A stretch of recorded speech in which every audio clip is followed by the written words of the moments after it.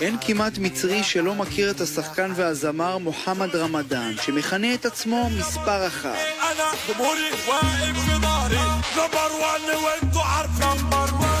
מדובר באחד מכוכבי התרבות הגדולים שצמחו בקהיר בשנים האחרונות, עם מיליוני מעריצים.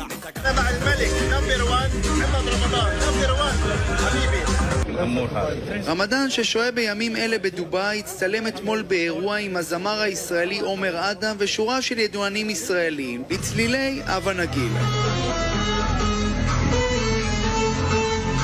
اسمحوا لي اقدم لكم خاين تاني جاسوس جديد فليتفضل الفنان محمد رمضان وراح اتصور هناك مع اشهر مطرب صهيوني. התמונות של השחקן המצרי עומר אדם קודמו במהרה בחשבונות של משרד החוץ ודובר צה"ל בערבית, והזעם לא איחר לבוא, כולל קריאות להחרים את רמדאן. أنا أعلم أنك لا تمثل مصر، لا تمثل أصغر طفل مصري، لا تمثل أي سيدة مصرية وأي رجل مصري. إن شاء الله الشعب المصري العظيم يخلينا ما نشوفك تاني. أنت سجلت في تاريخك إنك نمبر 1 في العمالة، أول ممثل مصري يتفاخر في التطبيع. גם המגישים בערוצים המזוהים עם משטר א-סיסי לא עשו הנחות לשחקן המצרי ודרשו הבהרות. هذه المصيبة حقيقية ولا مش حقيقية؟ إذا كانت حقيقية هيبقى محمد رمضان عنده مشكلة معانا كلنا. نقابة المهن التمثيلية والموسيقية والنقابات في مصر واخدة موقف من التطبيع. مفيش حد فوق النقابة ومفيش حد فوق العرف في مصر. مش كده ولا ايه؟ حتى لو كان نمبر 1.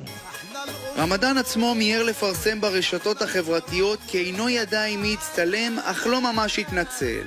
اي انسان بتصور معايا مدام بشر بتصور معاه.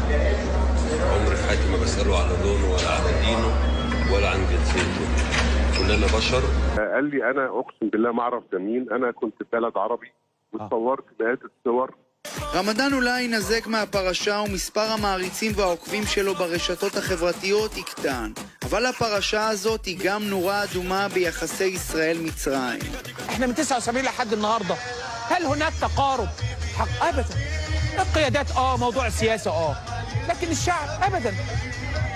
בזמן שהשווקים בדובאי מוצפים במוצרים ישראלים ומשלחות עושות הלוך וחזור בגלוי, במצרים, אחרי יותר מ-40 שנות שלום, עדיין לא פשוט להצטלם עם ישראלים. גם אם אתה השחקן והזמר, מספר אחת.